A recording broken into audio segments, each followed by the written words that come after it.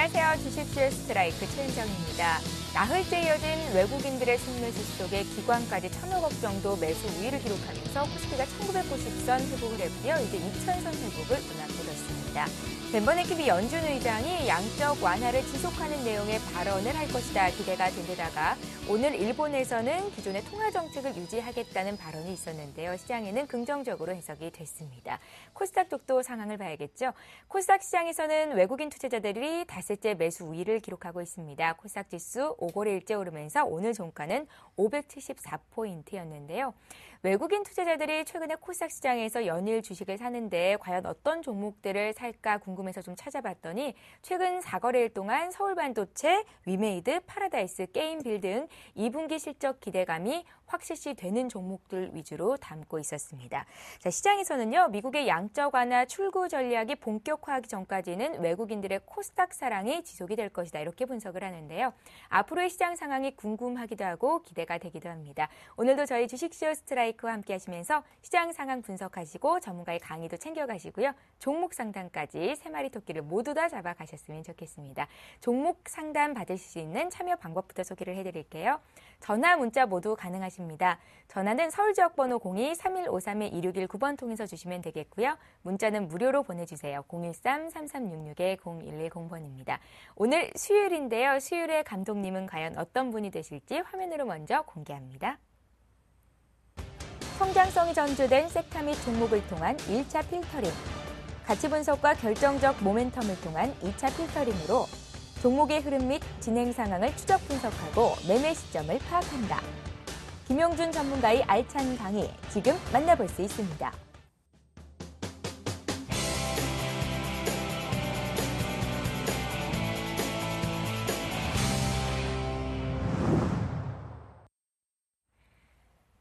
예, 오늘의 감독님 샘플러스의 김용준 멘토십니다. 안녕하세요. 네, 안녕하세요. 예, 김용준 멘토님, 오늘 네. 시장 상황 어떻게 보셨고 앞으로 대응 전략은 어떻게 짜가면 되는지가 강의에 잘 녹아 있을 것 같거든요. 좀 봐주십시오. 네, 알겠습니다. 먼저 이제 화면을 보시면 이제 종합 주가 차트입니다. 일단 여기서 먼저 좀 우리가 좀 기억을 해야 될 부분이 뭐냐면 그 셀 클라이막스죠. 그러니까 이쪽 구간에서 나타났던 현상들이 뭐냐면 제일 처음에 이제 GS건설이 문제가 됐고요.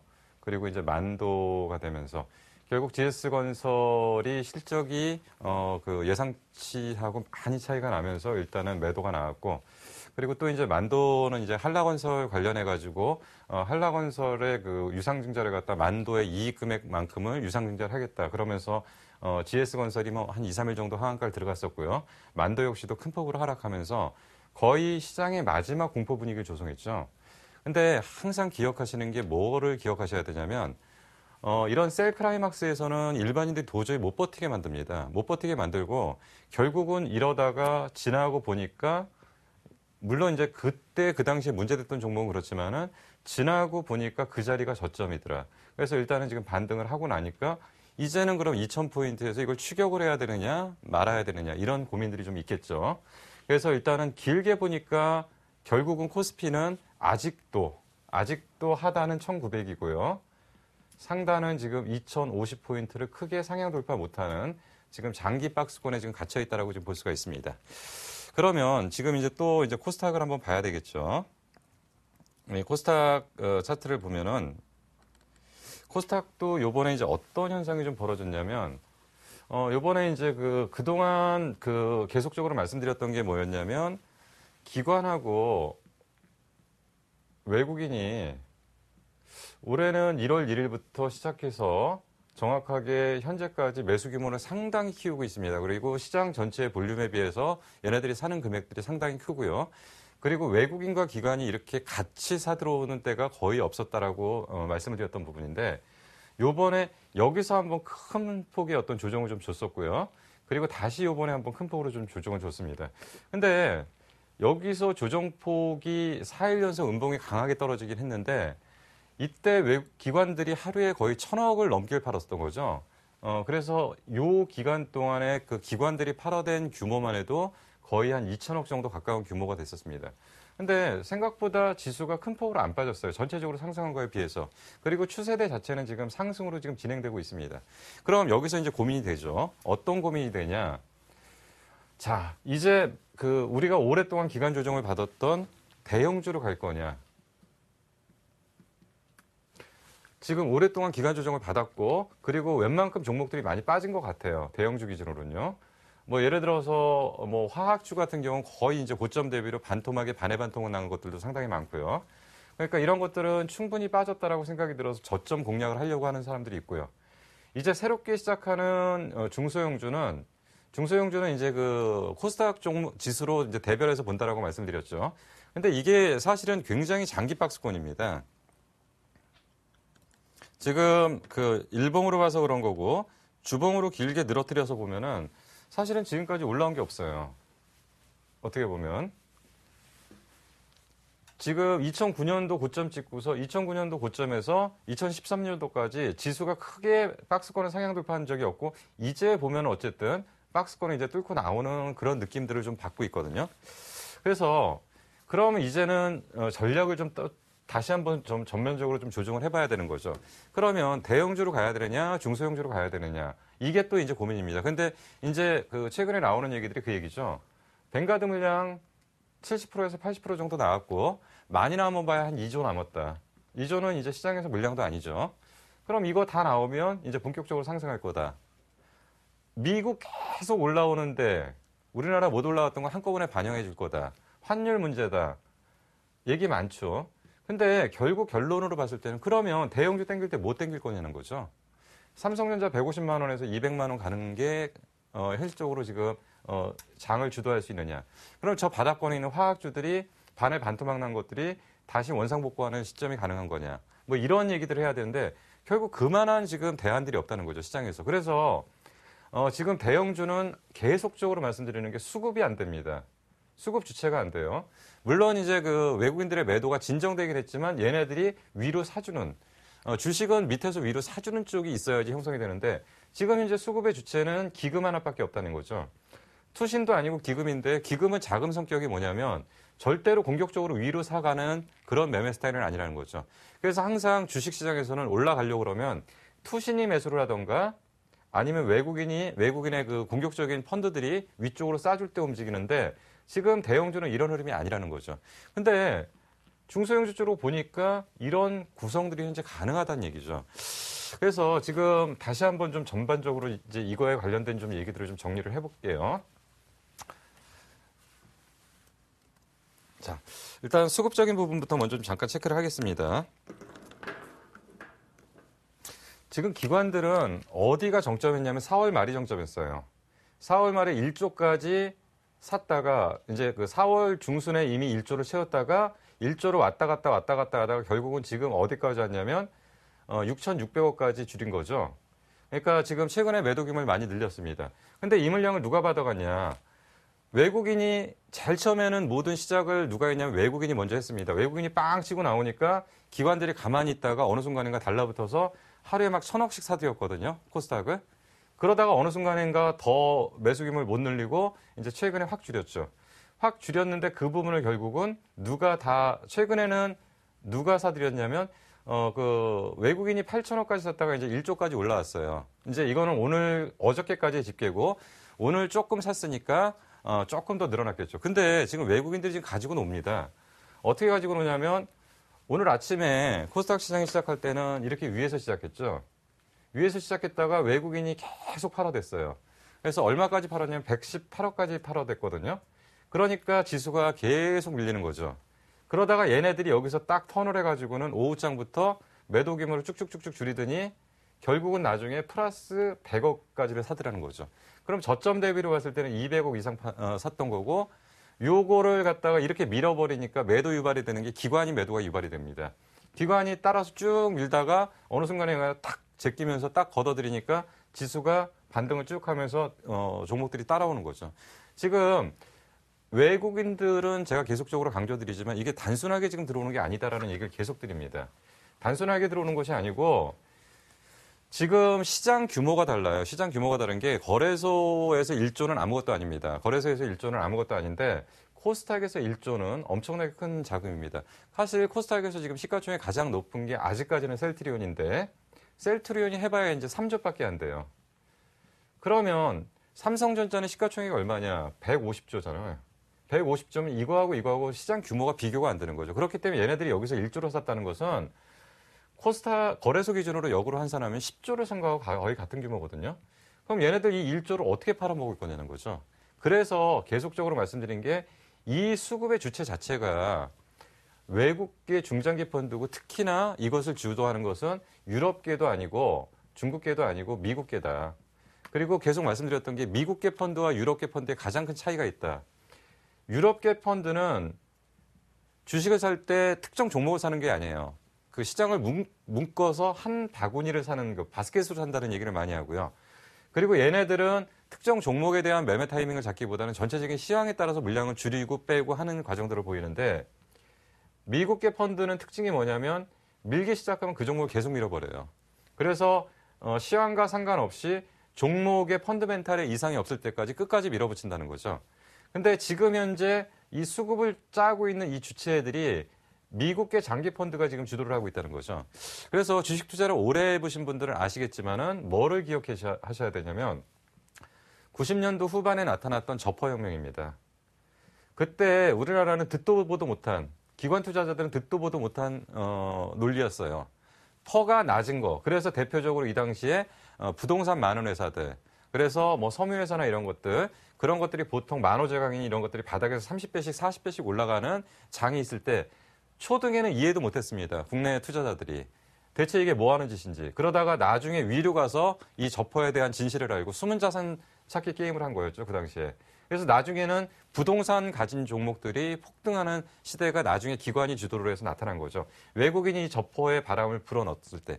그때 처음에 이런 종목들이 거래량이 거의 형성되지도 않았고 하루에 몇천 주 거래됐던 것이 나중에 위쪽으로 가니까 몇십만 주, 몇백만 주가 거래가 터지면서 가격도 올라오면서 시장에서 수급의 주체가 된 거죠. 지금 얘네들이 지금 노리는 것이 지금 1년짜리가 아닙니다. 이거 1년 안에 못 팔고 나가요. 그렇기 때문에 얘네들은 이 안에 지금 외국인들이 지금 숨겨가는 이 종목들을 지금 찾아내셔야 됩니다. 물론 이제 매일매일 체크하다 보면 이것도 사고 저것도 사고 이것도 사고 저것도 사지만 얘네들이 적은 물량을 지속적으로 지금 매집하는 어떤 큰 틀의 어떤 방향들이 있다는 거죠. 그 방향을 찾아내야지만이 이 장의 흐름을 결국 기관 애들은 좀 기관을 무시하는 건 아니지만 기관 애들은 나중에 따라붙을 수밖에 없어요. 이런 것들을 다 확인하고서 제일 처음에 외국인들이 코스닥 막 사들어오니까 기관들이 계속 팔아댔거든요. 근데 계속 팔아댔는데 어느 순간인가 보니까 이거 아니거든요. 그러니까 막 하루에 1,000억씩 사 제끼다가 이제는 또 웬만큼 올라왔다 싶으니까 막 1,000억씩 쏟아붓는 거죠. 그래서 지금 이 수급의 주체가 지금 확실히 형성된 상태에서 얘네들이 지금 살짝 넣었다 살짝 빼고 살짝 넣었다 살짝 빼고 지금 가지고 놀아요. 장중에. 근데 전체적인 방향은 지금 위쪽이라고 보시면 되고요. 그렇기 때문에 지금 현재 중소형주의 강세는 계속 된다는 겁니다. 계속 되는데 문제는 뭐냐. 종목이 지금 변화하고 있다는 얘기입니다. 이 얘기를 지금부터 설명을 드릴 겁니다. 종목이 지금 왜 변하고 있는지를 좀 보여드릴 겁니다. 지금 우리가 알고 있는 종목 중에서 그 예전에 유행했던 단어가 뭐냐면 바카라란 얘기죠. 바카라.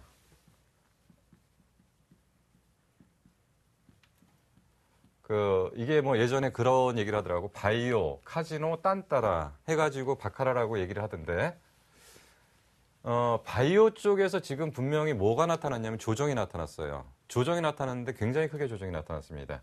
그걸 먼저 보여드릴 수 있는 게 바로 이 종목이 아닌가 좀 생각이 듭니다. 일단은 셀트리온인데요. 셀트리온이 이제 먼저 문제를 터뜨렸죠. 그래갖고 셀트리온이라는 종목이 한번 크게 지금 조정을 좀 받았습니다. 그래서 일단 그 셀트리온에 대한 부분을 먼저 좀 보여드리고요.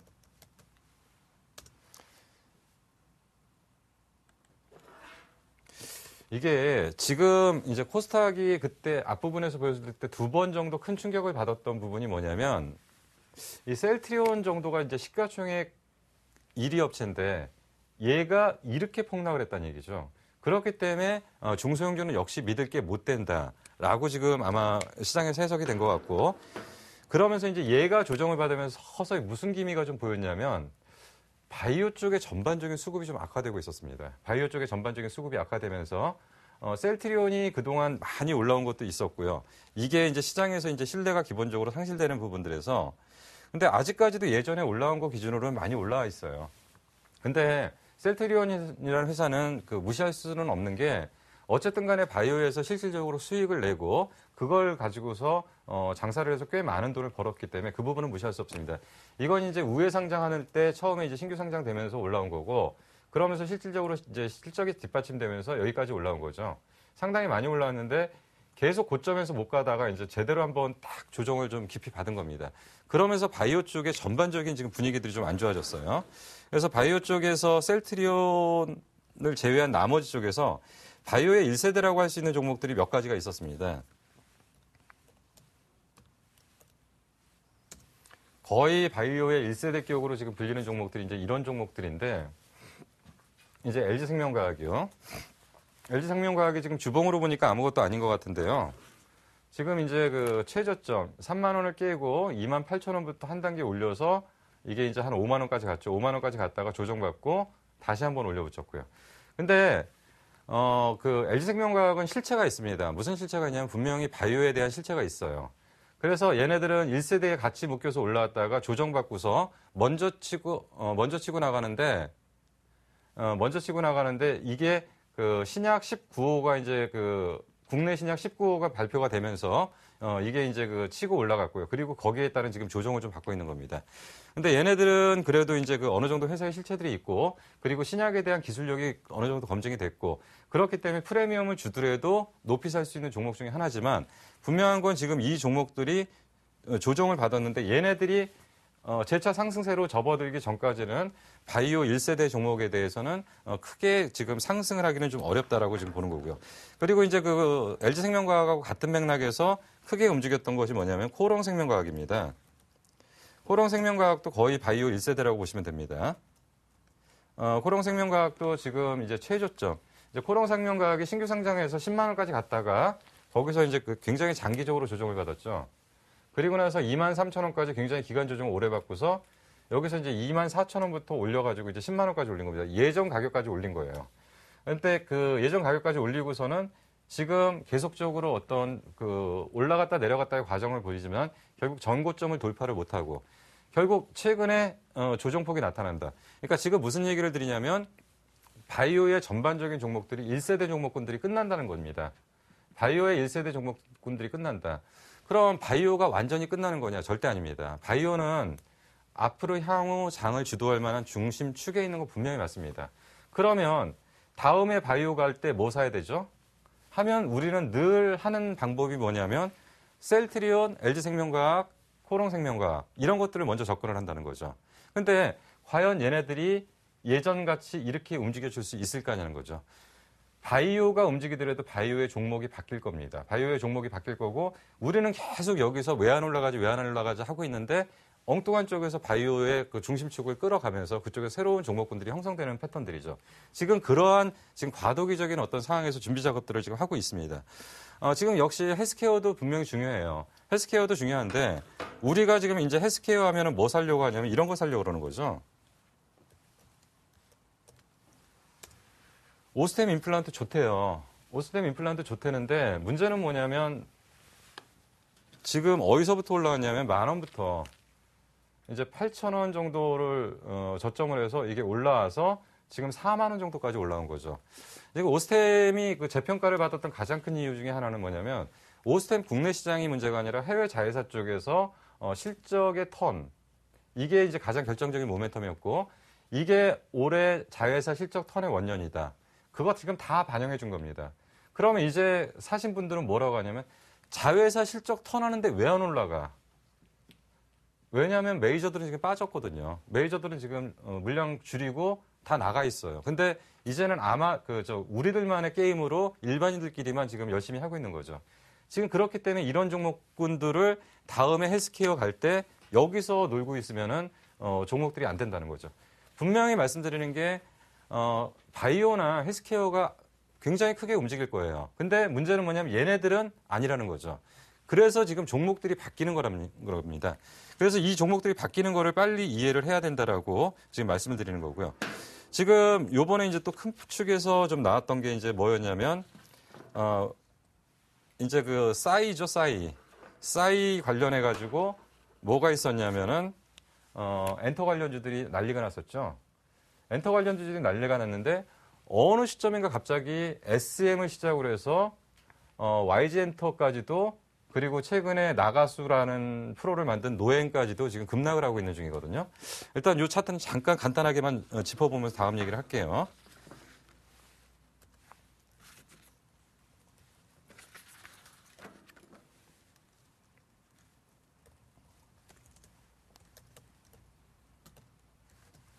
지금 YG엔터입니다. YG엔터 같은 경우가 요번에 신곡이 발표됐음에도 불구하고 그 순간엔 그냥 일시적으로 잠깐 급등을 했어요. 그 시점에는 일시적으로 잠깐 급등을 했는데 결국 그거보다 더 빠지고 더 망가지는 거죠. 이건 진짜 주봉으로 보여드리는 거고요. 지금 요겁니다. 요거 딱 당겨놓고서 기다렸다는 듯이 거기서부터 매도 공세를 쫙 치는 거죠. 지금 이게 앞부분에서 이미 웬만큼 매도를 해놓고 잔여 물량 정리하는 매도가 좀 나왔던 거고 만약에 정상적으로라면 이걸 예전 가격을 뚫고 올라가서 그 물량을 소화해서 치고 나가야 되는 거죠. 그럼 결국은 더 가기는 어렵다는 겁니다. 더 가기는 어렵고 이제 싸이가 무슨 일이 있어도 뭐 그런 것들이 크게 변화되지는 않을 거라는 지금 그렇게 보시면 되는 거고요. 그리고 SM 역시도 이제 실적 발표를 하면서 이제 급락을 한 거죠.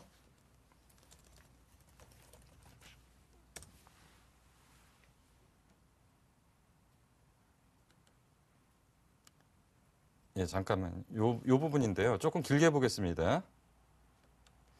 SM이 결정적으로 이제 했던 게 이제 여기에서 이제 실적 때문에 크게 이렇게 되면서 여기서 이제 못 올라가고 이제 하단만 지금 잡고 있는 거죠. 근데 요즘 이쪽은 안 되는데 또 뭐가 되냐.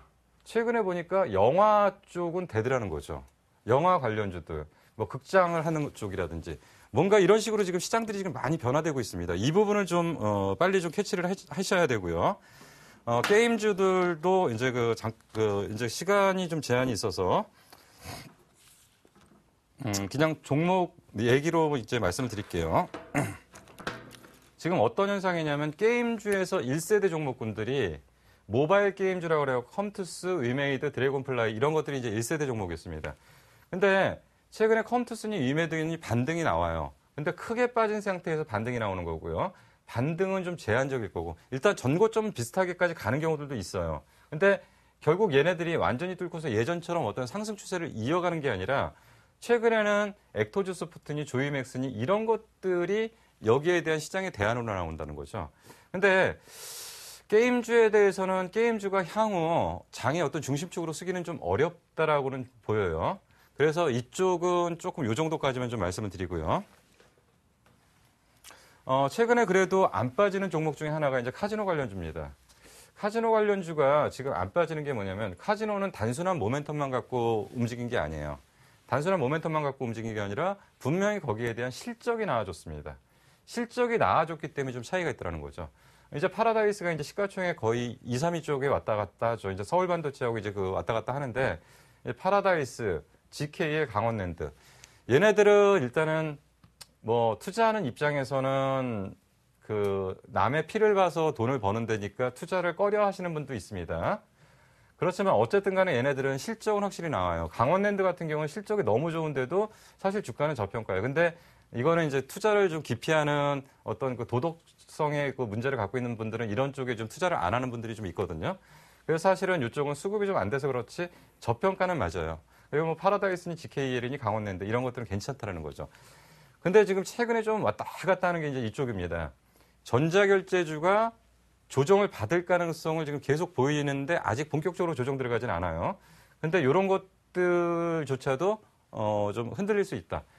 결국 여기서 좀 보여드리는 게 뭐냐면 그동안 중소형주의 강세를 보였던 종목의 가장 큰 특징이 뭐냐면 저점 대비로 좀 많이 올라왔더라. 이 부분까지 화장품까지 좀 잠깐 말씀드리고요. 화장품 관련주 중에서 최근에 가장 큰 타격을 입은 게 이제 에이블 CNC, 코스맥스, 뭐 한국콜마, 제닉 이런 종목들이 좀 있었죠. 이것도 역시 차트를 잠깐 보여드릴게요. 왜냐하면 그냥 이렇게만 말씀드리면 잘 정리가 안 되시니까 직접 차트를 보면서 말씀드리는 게 제일 빠릅니다. 빠진 거를 보여드리는 거니까요. 그동안 가만히 있다가 지금 이제 문제가 되는 부분이 이거예요. 그러니까 기관들의 매도 공격이 이런 쪽에서 지금 나타나고 있거든요. 지금 다들 여지껏 AVCNC 좋다고 그랬어요. AVCNC 좋다고 그리고 전 고점 거의 왔었잖아요. 예전에 고점을 찍었던 고점까지 지금 왔었거든요. 그러니까 좀 방심을 하고 있었던 거죠. 예전에 고점까지 왔고 지금 거의 고점에서 여기서 기간 조정. 여기서 이제 이렇게 뚫고 갈 걸로 지금 봤었던 거죠. 근데 이렇게 뚫고 갈 걸로 봤던 것들이 갑자기 이렇게 해버리니까 지금 이제 이게 당황되는 거죠. 근데 최근에 기관의 매도 공격은 이쪽으로 나왔어요. 이런 쪽으로. 그러니까 이게 이제 에이블 CNC뿐만이 아니라 이제 화장품 종목들 이제 다 같이 나온 거죠. 요번에. 그래서 이제 그 화장품 관련주들이 뭐 코스맥스, 코스맥스는 아직까지 좀 덜 빠졌죠. 코스맥스는 좀 덜 빠졌고, 한국콜마, 이런 쪽입니다. 그래서 여기서 이제 그 특징적인 부분을 좀 체크를 하셔야 돼요.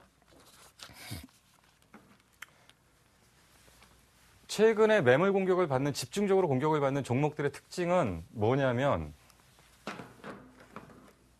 2012년도 8월에 저점을 찍은 종목들이에요, 대부분.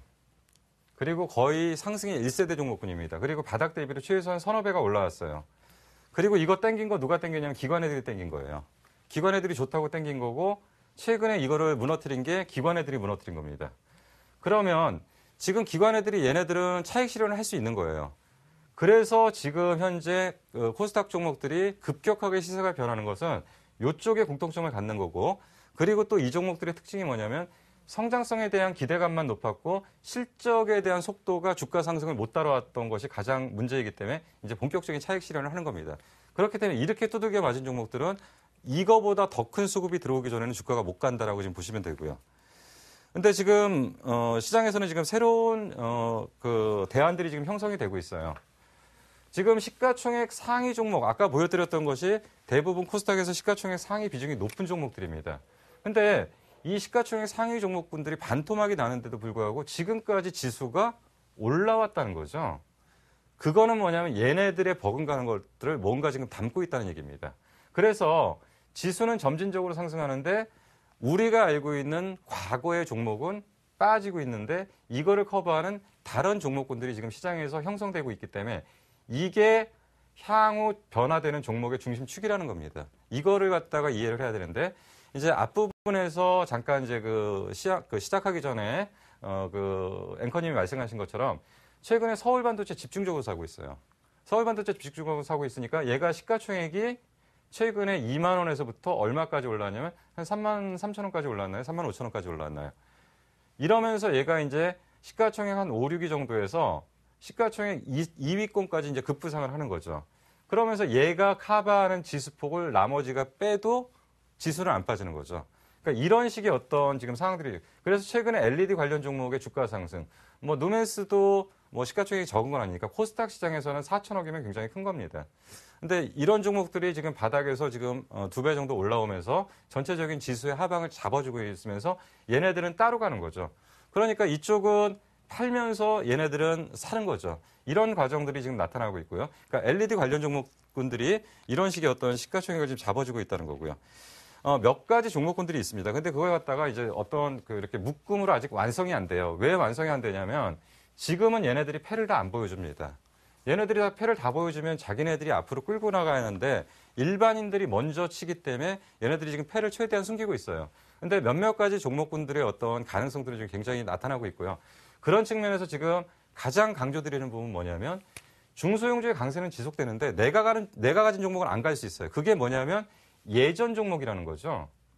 근데 지금 종목이 변화되고 있는 중이고 변화하고 있습니다. 그래서 종목이 변화되는 중소형주의 강세는 지속적으로 일어날 거라는 것이 오늘 강의의 주제입니다. 예.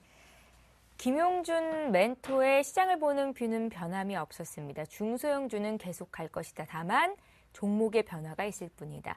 매주 이 시간 김용준 멘토와 함께 하시면 어떤 종목들이 향후의 시장을 치고 올라갈 수 있을지 그 종목들 발굴할 수 있는 기회를 잡으실 수 있을 겁니다. 이제 7시 반이 됐으니까요. 시청자 여러분들 종목 상담해 드려야겠죠? 잠시 쉬었다가 오겠습니다. 검색창에 샘플러스를 입력하시고 전문가 방송에 접속하시면 서울경제TV 특급 전문가들이 여러분의 포트폴리오와 수익률을 책임집니다. 주식 투자 샘플러스와 함께하세요.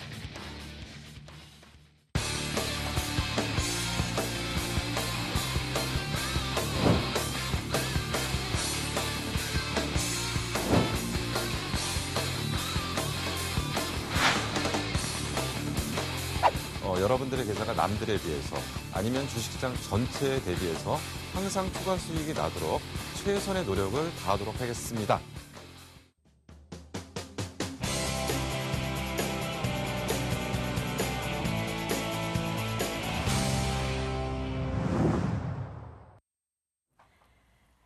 예, 시청자 여러분들 종목 상담해 드리는 시간이 왔습니다. 다시 한번 참여 방법 소개해 드릴게요. 전화는 서울 지역번호 02-3153-2619번이고요. 문자 무료입니다. 013-3366-0110번. 오늘도 많은 분들께서 참여하고 계신데요. 조금 빨리빨리 진행해 볼까요? 시청자 전화 연결해 볼게요. 안녕하세요. 예, 수고하십니다. 예, 안녕하세요. 반갑습니다. 예, 반갑습니다. 어떤 종목이 궁금하세요? 성우 하이템. 성우 하이텍이요. 예, 얼마에 몇 %, 들고 계세요? 15,250원. 15,250원의 비중은요? 30%입니다. 30%요. 신고가 내는 종목을 따라 잡으셨군요. 예, 예, 사신 지 얼마 안 되셨죠? 4월 말 정도. 4월 말쯤에 사셨어요? 예, 예, 어떤 점이 궁금하세요?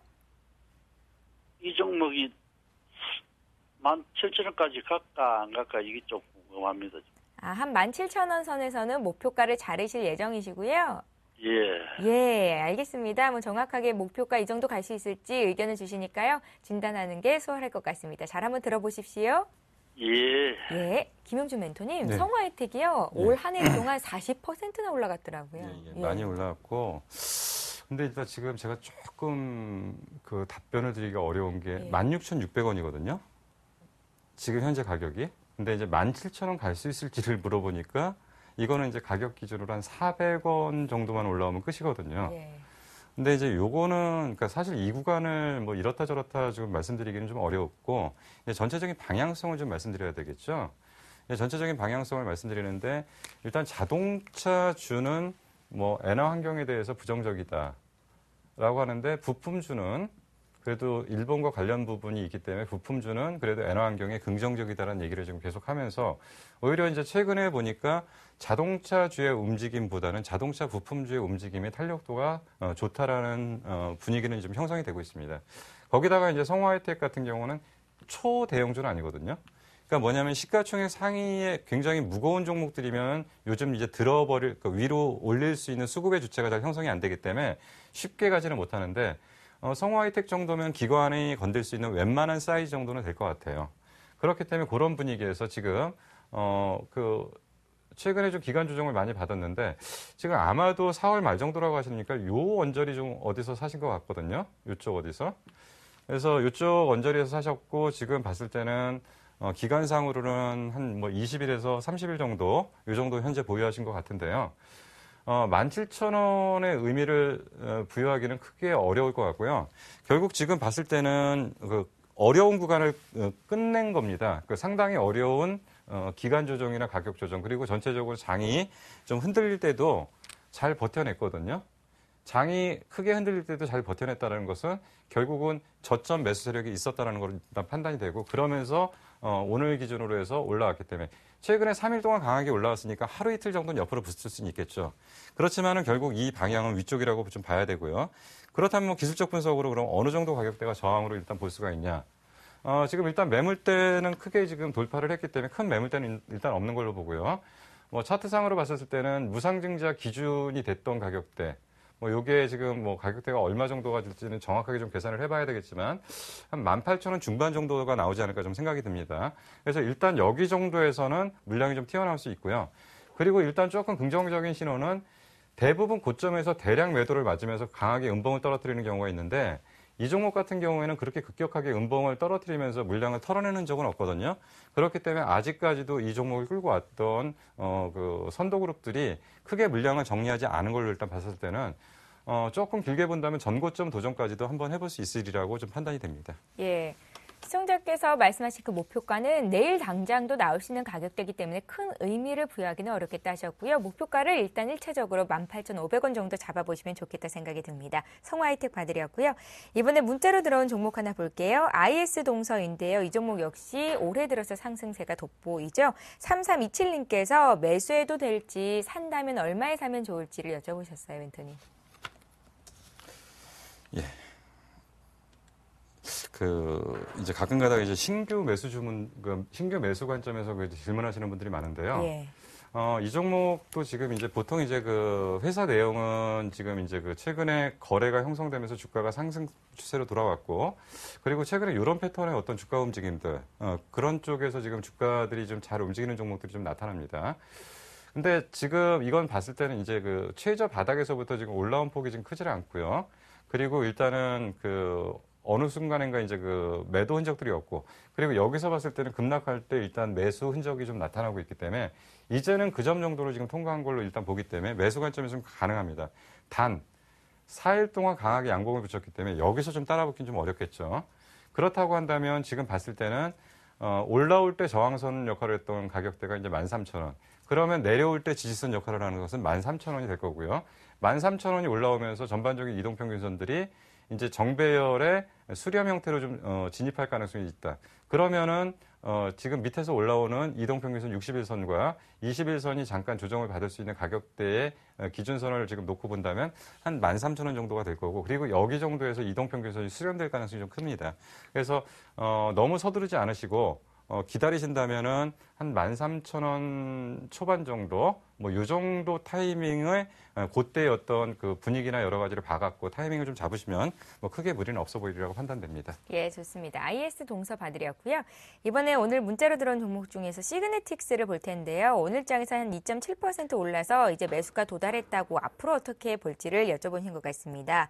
시그네틱스를 3,400원에 25% 사셨고요. 오늘 주가가 좀 올라왔는데 매도가 좀 알려주십시오. 부산에서 문의를 주셨어요. 이제 시그네틱스나 이제 이쪽 관련 쪽, 그러니까 이 반도체를 설계하는 쪽 업체들이죠. 이제 이쪽 업체들이 상당히 오랫동안 기간이 안 좋았어요. 그러니까 그러다가 이제 최근에 주가 움직임들을 보니까 그러니까 지금까지 앞으로에서는 OLED 종목이 움직이든가 LED 종목이 움직이든가 이런 쪽의 IT 종목들이 움직였다면, 최근에 주가 움직임은 반도체 관련 쪽에서 반도체 장비라든지 하여튼간 반도체 관련 쪽의 종목들이 조금씩 움직이더라. 그래서 이쪽도 지금 이제 사이클은 지금 돌아온 겁니다. 사이클은 돌아왔기 때문에 이제 최악의 국면을 지나서 시작하기 때문에 서두르실 필요는 없습니다. 근데 예전에 이제 이쪽 반도체에 대한 기대들이 좀 많았는데, 요게 이제 대만 쪽에서 물량 공세에 나온다라고 하면서, 그러면서 굉장히 공격적으로 투자한다고 해서 전반적으로 종목들이 많이 가라앉았었거든요. 근데 이제 돌아오고 있기 때문에 뭐 여기서 이제 매수가 도달했는데, 그러면 이제 전형적으로 기술적 분석하는 사람들은 그렇게 얘기를 하겠죠. 여기 고점, 여기 고점, 여기 고점, 올라가면 저항 3,500원에 매도하세요. 그거는 이제 기술적 분석을 하는 거고요. 이거 이제 초등입니다. 초반이기 때문에 조금 더 끌고 가셔야 될 거고요. 오히려 여기를 올라타면 원래 이제 매물은 뚫으라고 있는 거고요. 저항은 돌파하라고 있는 거거든요. 그래서 돌파를 해놓으면 이제는 이 가격이 지지선이 될 가능성이 있고요. 그럼 그 위쪽에서 열리는 가격들을 좀 보셔야 되는데, 그렇다고 한다면 일단 처음으로 우리가 지금 생각을 할 거는 3,770원에 위치한 가격대의 것들. 그러면 요 정도 흐름이라면 3,500원을 돌파하면은 한 4,000원 정도까지, 4,000원 근처까지는 한번 버텨보시는 게 낫지 않나. 그리고 나서 거기서 일단 줄여놓고 상황을 다시 보는 게 낫지 않나 생각이 듭니다. 예, 고맙습니다. 사람인 HR 오랜만에 상담 요청이 왔는데요. 이 종목 볼게요. 16,450원에 20% 사셨고요. 목표가랑 손절가 좀 알려달라고 9388님께서 주셨네요. 매수 관점인가요? 매수를 하신 거죠, 하신 지금? 거예요. 16,450원에 사셨네요. 16,450원이요. 이제 사람인 HR을 갖다가 자꾸 이제 어떻게 묶어서 이제 설명을 하냐면, 이 종목을 갖다가 이제 일자리 창출의 수혜주다라고 자꾸 얘기를 하는데요. 사람인 HR이 이제 구직 사이트는 맞죠. 구직 사이트는 맞는데 이게 정말 일자리 창출에 실질적인 효과가 있을까라는 생각은 듭니다. 왜냐하면 구직 사이트에서 여기서 과연 그렇게 많은 사람들이 이제 일자리가 늘어나면서 여기서 정말 그만한 수혜가 올 거냐. 그래서 얘는 좀 다소 테마성으로 좀 움직이는 가능성이 좀 상당히 크거든요. 이쪽에서도 신정부 관련한 일자리 창출에 대한 수혜 때문에 한번 크게 움직였고요. 여기서도 좀 비슷한 맥락에서 좀 움직였습니다. 그렇기 때문에 지금 이걸 갖다가 뭐 펀더멘털 측면에서 얼마가 맞다, 뭐가 맞다 이런 얘기는 좀 안 맞는 것 같고요. 지금 그러면 일자리 창출의 분위기가 한 번 더 몰아붙일 거냐. 근데 몰아붙인다고 하더라도 이 가격하고 이 가격하고는 지금 큰 차이거든요. 그렇기 때문에 못 뚫고 올라간다는 얘기는 올라가 봐야 많이 못 간다는 얘기입니다. 그렇다면은 역으로 여기서 저항선을 그려서 이동평균선을 좀 돌파하는 가격대에서 보면은 지금 봤을 때는 추세적으로 18,000원을 돌파하기 좀 어려울 것 같습니다. 그래서 18,000원이 만약에 온다면 그때는 얼른 팔아야 되는 거고요.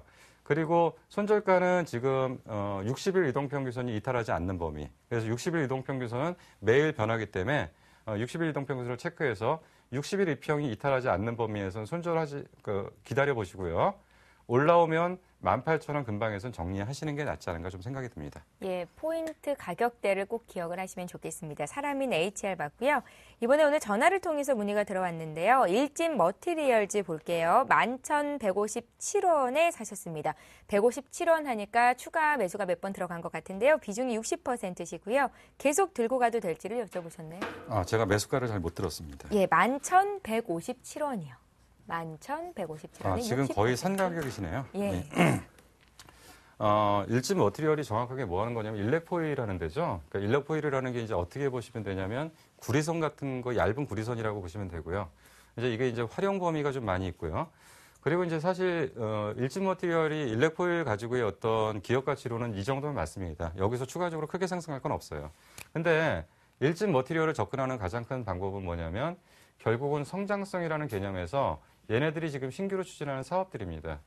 결국 전기차 관련한 사업에 대한 성과 여부, 그리고 LED 쪽에 관련된 이쪽에 대한 사업의 지금 성공 여부, 이것이 일단 관건이고요. 그렇기 때문에 지금 요런 부분이 남아서 지금 이제 추가 상승 여력이 나올 수는 있습니다. 단, 요 부분이 어느 정도 좀 가시화가 돼야지 좀 본격적으로 상승폭이 좀 커질 가능성이 좀 있는 거죠. 그래서 매도 자리는 아니에요. 매도 자리는 아닌데 올라가긴 올라갈 것 같은데 단 시점에 대한 계산을 하기는 어렵습니다. 그 시점에 대한 계산은 뭘로 하셔야 되냐면 이 신규 사업에 대한 진행 속도를 체크하셔야 되는데 요거는 하루 이틀에 되는 것이 아니고 계속적으로 회사의 내용들을 체크해가면서 기다리셔야 되고요. 뭐 크게 빠질 것 같지는 않습니다만 요게 이제 단기 모멘텀으로 강하게 올라가는 데는 아까 말씀드린 것처럼 요 부분을 체크하시면서 진행하시면 좀 길게 보신다면 괜찮을 것 같아요. 길게 보시면 괜찮은데 짧게 보시고 매일매일의 시세에 왔다 갔다 하시면은 좀 버티기 힘든 종목 중에 하나입니다. 예. 추가 매수를 해서 지금 비중이 늘어난 거라면 지금 매수가에서 크게 벗어나지 않은 가격대잖아요. 정리를 하시고 다른 종목 보시는 것도 방법이 될 것 같다 생각이 들었습니다. 일진 머티리얼즈 맞고요. 한국항공우주도 봐드릴게요. 이 종목도 오랜만에 들어왔는데요. 28,500원에 25%시네요. 28,500원에 25%. 목표가가 궁금하시다고요? 네. 저는 사실은 매도 의견입니다. 예. 매도 의견이고 사실은 오늘 저희 보유하신 분들한테는 정리를 시켜드렸어요. 그러니까 일단은 최근에 이제 모멘텀이 됐던 부분이 뭐냐면 결국은 헬리콥터죠. 헬리콥터 관련한 이슈가 되면서 올라갔고요. 그리고 얘는 항상 무슨 얘기냐면 결국 M&A잖아요. 근데 M&A인데 앞으로 성장성 좋은 건 오케이다 이거죠. 성장성 좋은 건 오케이인데 문제는 뭐냐면 이 실적이 이 성장성을 갖다가 얼마나 담보해서 이 주가를 유지할 수 있느냐. 이 부분이 지금 문제입니다. 근데 지금 이 부분이 따라오는 속도가 시간이 좀 걸릴 거라는 거죠. 지금 바로바로 이러한 실적들이 집계가 되거나 방향들이 나오기는 어려웠고요. 그나마 최근에 나왔던 게 뭐냐면 강력한 모멘텀이 나왔던 거죠. 헬기 관련한 모멘텀이 나오면서 주가가 한 단계 레벨업해서 사실은 고마운 자리에서 매도를 할 수 있는 자리였고요. 이 자리 매물대 만만치 않습니다. 지금 3만 원 돌파 쉽지 않을 것 같고요. 그래서 일단 전고점 바라보면서 29,000원 전후대에서 매도를 하시는 게 맞았고, 사실은 정상적이라면은 이 정도에서 정리를 할 수도 있었던 종목인데, 서비스 구간이 나왔던 거예요, 거꾸로. 그렇다면 이 종목은 지금 이제 사실은 매도를 해야 되고, 만약에 여기서 또 흔들리게 되면 다시 한번 바닥 갔다 와야 될 수도 있거든요. 그리고 얘가 지금 덩어리가 작은 종목이 아닙니다. 시가총액이 어느 정도 되는 종목이기 때문에 얘가 한번 밀리기 시작하면 이거 돌아오는데 좀 속도가 좀 걸려요. 근데 이렇게 또 어떤 모멘텀이 지금 형성돼 준다는 보장도 없는 거고요. 그래서 일단 정리를 하시고 다른 종목을 보시는 게 좀 낫다고 판단이 됩니다. 예, 좋습니다. SO일 볼 텐데요. 정유주도 굉장히 주가가 많이 내렸습니다. 그중에 대장주라고 볼 수도 있겠는데요. 사신 가격대가 10만 원대예요. SO일을 10만 5천 원에 15% 들고 계신데요. 장기로 보면 원금 회복이 될 수 있을지가 가장 궁금하신 것 같습니다. 예. 일단 장기라는 게 이제 서로 간에 이제 관점의 차이가 있습니다. 예. 보통 이제 한두 달을 갖다가 장기라고 하시는 분도 있는데 그건 좀 무리가 같고요. 최소한 이제 대형주를 하시는 분들의 장기라는 것은 1년 이상을 얘기를 하시는 게 맞습니다. 그래서 이제 1년이라는 시간을 놓고 본다라고 한다면 지금 10만 5천 원 정도는 충분히 도달 가능하다고 봅니다. 다만 이게 이제 원금 회복에서 끝나셔야 되는데 항상 우리는 주식을 하다 보면 무슨 생각이 드냐면 10만 5천 원 되면 무조건 팔아야지 하고 있는데 10만 5천 원 되면 무슨 생각이 드냐면 더 갈 것 같으니까 못 팔아요. 근데 정유주 같은 경우는 대표적인 장치산업입니다.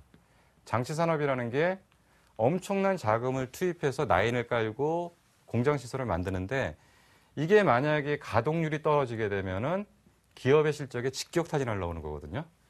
그래서 과연 이 정유주가 앞으로 얼마나 더 호황을 누릴 거냐라고 본다면 길게 본다면 지금 우리가 어쨌든 뭐 난방이라는 부분은 뭐 셰일가스 얘기도 있고요. 뭐 태양광 얘기도 있고 뭐 여러 가지 대체 에너지들이 지금 준비가 되고 있죠. 당장 가동되는 건 아니지만 그러니까 뭔가 이런 쪽에서 정유주들의 엄청난 장치 산업을 해서 가동률을 높이는 거에서는 향후 지속적으로 성장성을 담보하기는 어렵습니다.